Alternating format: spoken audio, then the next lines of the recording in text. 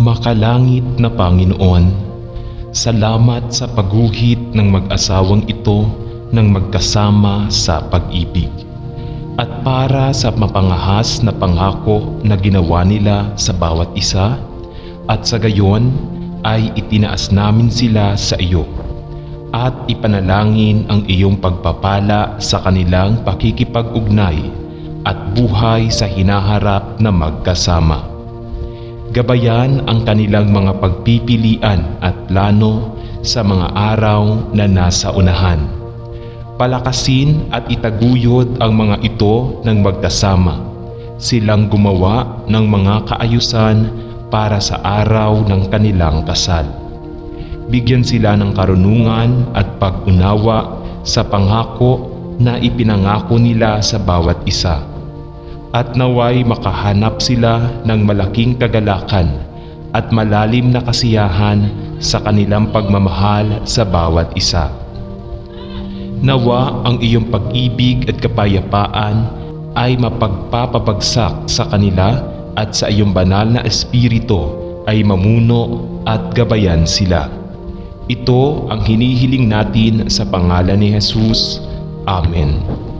Mapagmahal na Ama sa langit, dumarating kami sa iyo na may masayang puso at nagpapasalamat sa magandang paraan na pinagsama mo kami sa pag-ibig at manalangin sa habang ginagawa namin ang aming pangako sa bawat isa. Napagpalain mo ang aming oras ng pakikipag-ugnay. Ipinapanalangin namin na habang iniiwan namin ang aming nag-iisang katayuan at sumulong sa araw na tayo ay lubos na magkakaisa sa banal na kasal, napagpalain mo ang aming oras ng magkasama.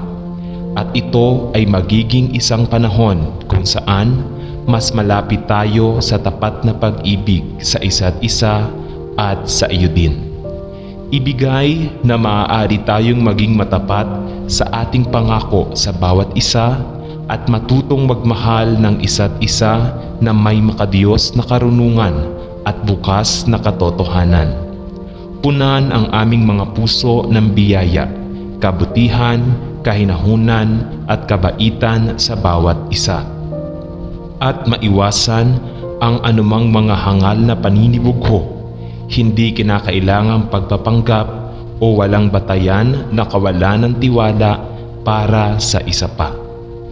Tulungan kaming matagpuan ang aming hinaharap na magkasama sa mga alituntunin sa Biblia at naway hindi natin mawawala ang unang pag-ibig at paunang sigasig na natuklasan namin sa bawat isa.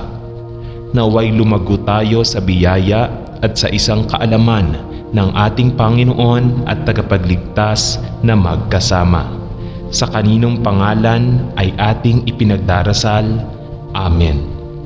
Mahal na Panginoong Jesus, ipinagdarasal ko ngayon para sa lahat ng mga napagpasya na maging pansin at gumugol ng kanilang buhay ng magkasama sa unyon ng kasal na iyong inorden at pinagpala.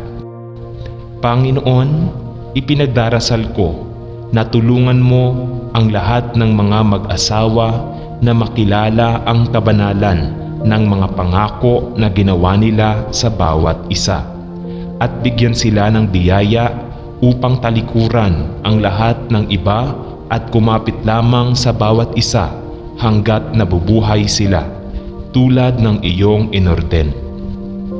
Bigyan sila ng karunungan at patnubay habang nagsisimula silang magkasama sa kanilang mga plano sa hinaharap at ibigay ang bawat isa sa kanila ng matalinong payo mula sa mga banal na tagapayo upang magkaroon sila ng lahat ng kailangan nila upang magbigay ng kasangkapan sa kanilang sarili para sa isang hinaharap na magkasama kapag sila ay nagkakaisa bilang isa.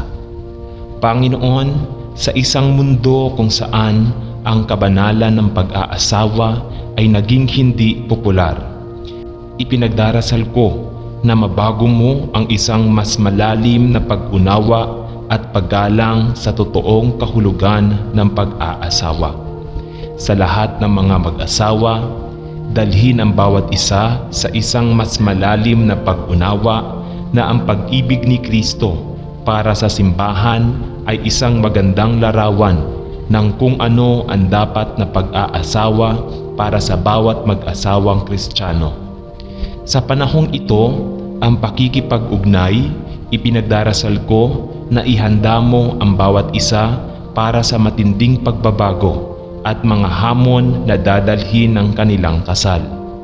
Tulungan silang malampasan ang lahat ng mga paghihirap na lilitaw habang inaangkop nila ang kanilang solong katayuan sa isang makabuluhang pakikipagtulungan sa kasal.